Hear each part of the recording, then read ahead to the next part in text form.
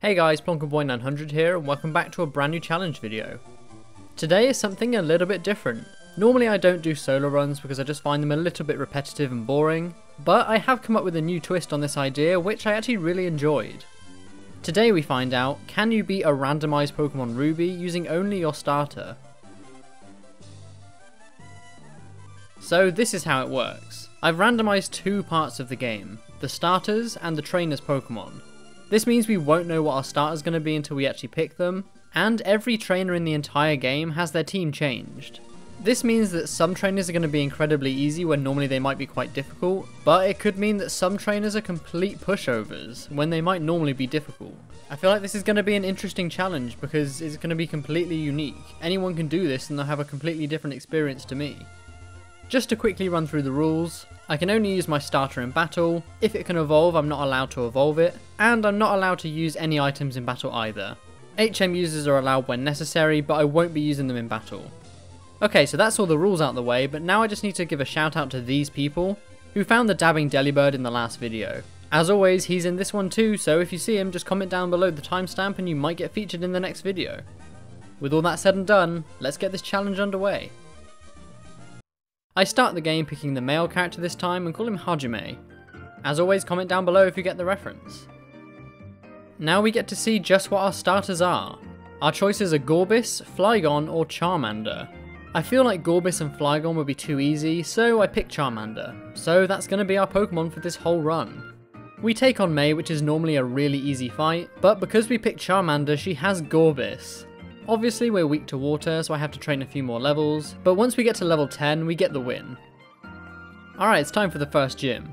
Roxanne leads off with a Hitmonchan. I go for Ember and right off the bat we get a critical hit, as she just decides to go for agility. Obviously one more Ember is not quite enough to KO, and she hits a Revenge which almost takes us out from full health. She does heal with a potion the next turn and we even get a burn with our next Ember, but we're at such low health that there's just no way we can win.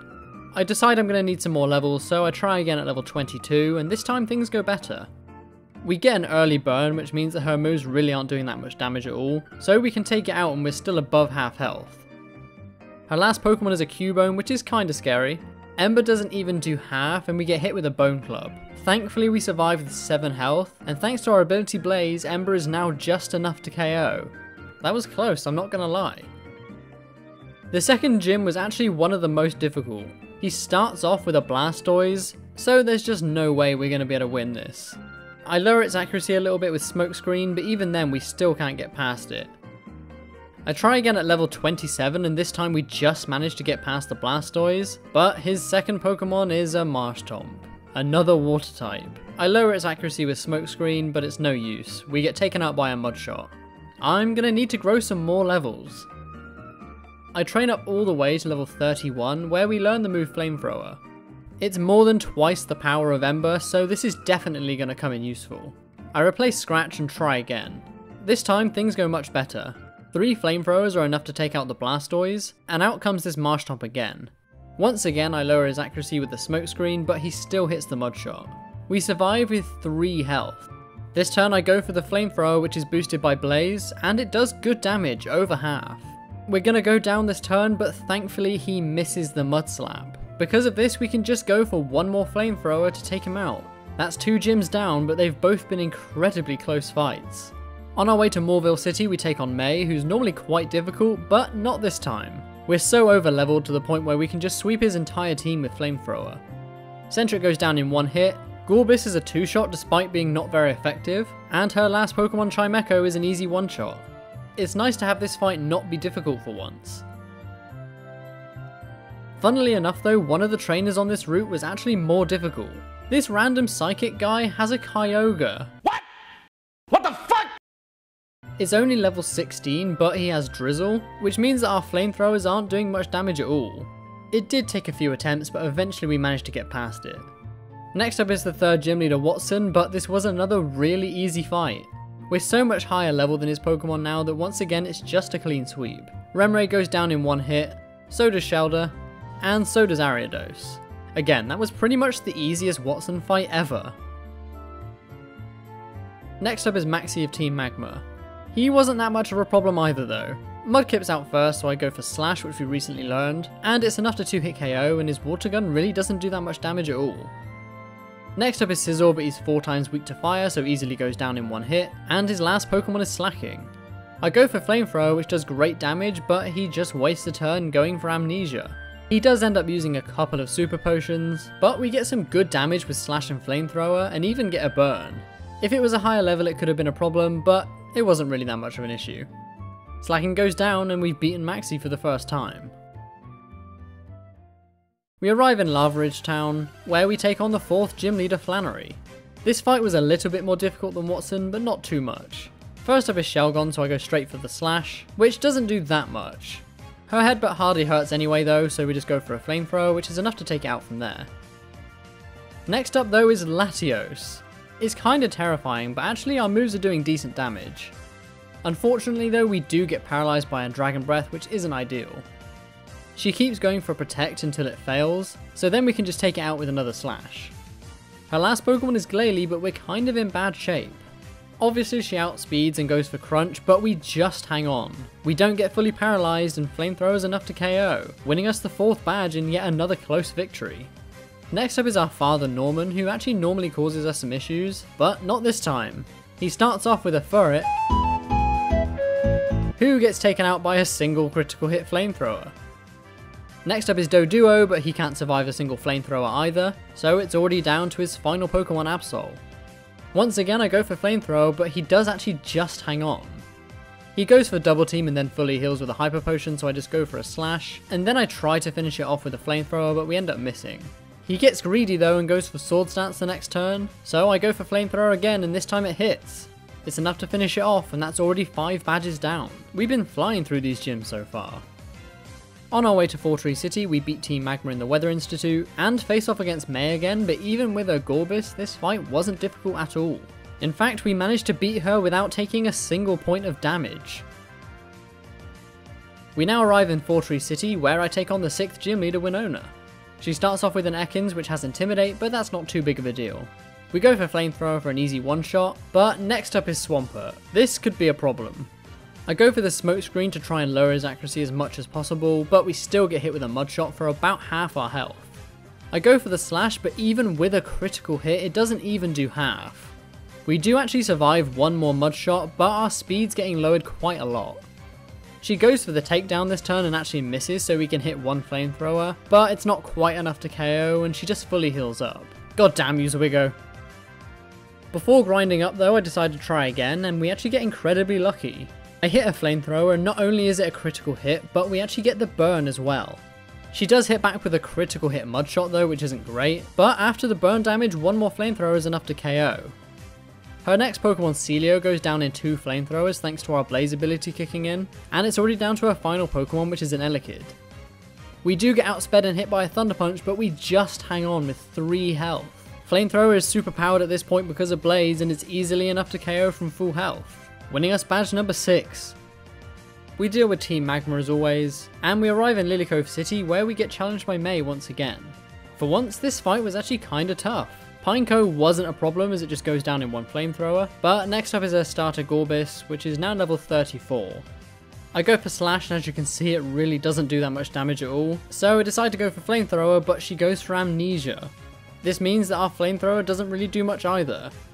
Then we get hit by a Water Pulse, which does nearly 50% of our health, as we go for one more Flamethrower until we finally get the burn. We survive another Water Pulse with 1 health left, and we can finally take out the Gorbis, but we're not out of the woods just yet.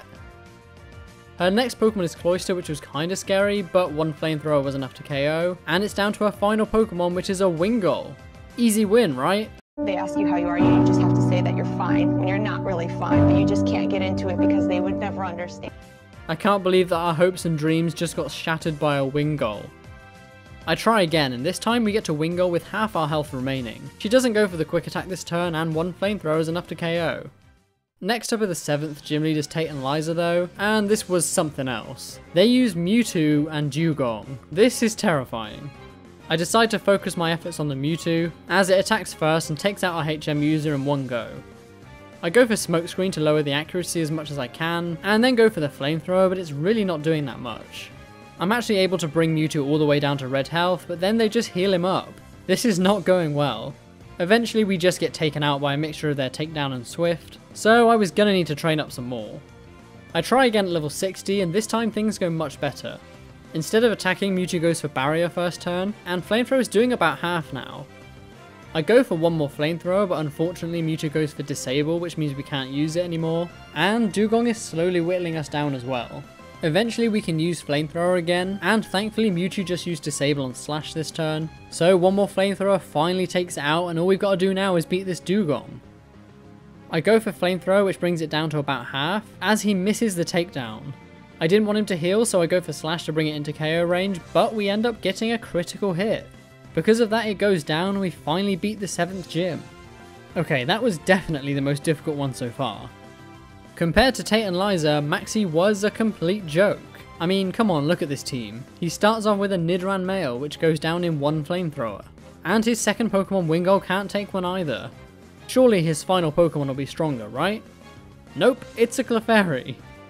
He does actually survive a Flamethrower, but just goes for Metronome and gets Toxic. So that's not really a problem, as he just goes for a Super Potion the next turn, but that's not going to save him from a Flamethrower. Clefairy goes down and we beat Maxie for the final time in a very anticlimactic fight. We take down Groudon with ease, and now we can take on the 8th and final gym leader, Wallace. Normally this would be a problem for our Fire-type Pokemon Charmander, but this is a randomizer, so we don't really have to worry.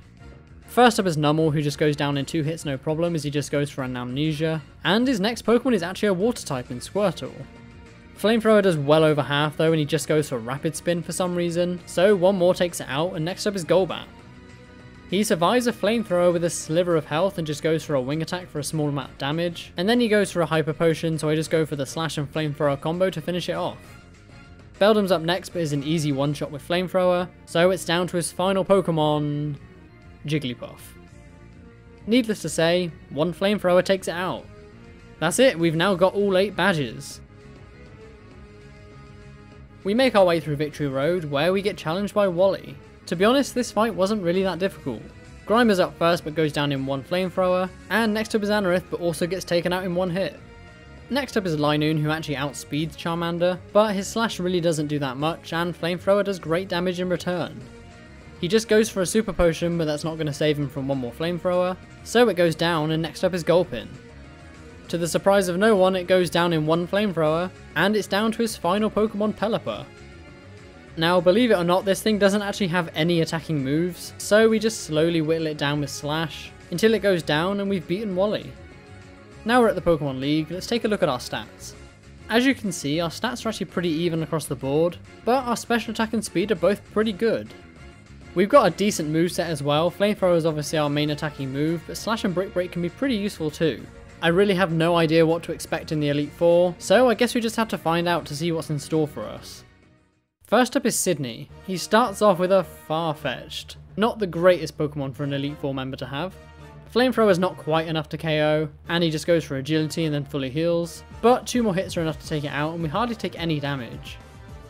Next up is Kecleon, so I go for the Brick Break, but it's not quite enough. He goes for Screech to lower our defense, which isn't ideal, and then eats a Citrus Berry, which means our Flamethrower is not enough to KO. Thankfully though, we do get the burn. His Ancient Power still does great damage, but he does go down to the burn damage, and next up is Marill. I didn't expect this to be the thing to end the run, but here we are. I go for Flamethrower, which hardly does any damage because he has Thick Fat, and he just takes us out with a Hydro Pump. This isn't good. I try again, and this time we take out the Marill, and next up is Kecleon, who once again does do some good damage to us with Ancient Power, but we can take it out in 2 hits. Next up is a Clamperl though, another Water type. Flamethrower is not enough to KO, and we go down to a Water Gun.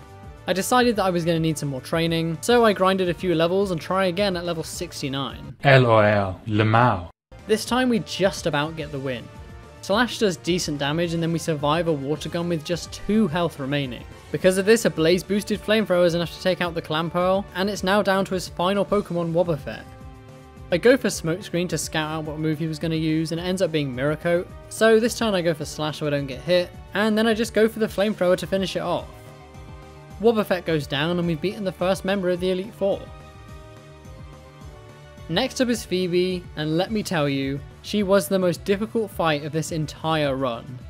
Her first Pokemon is an Articuno. Thankfully it's weak to fire, so Flamethrower does great damage, but she does hang on and go for agility, and then fully heals with a full restore.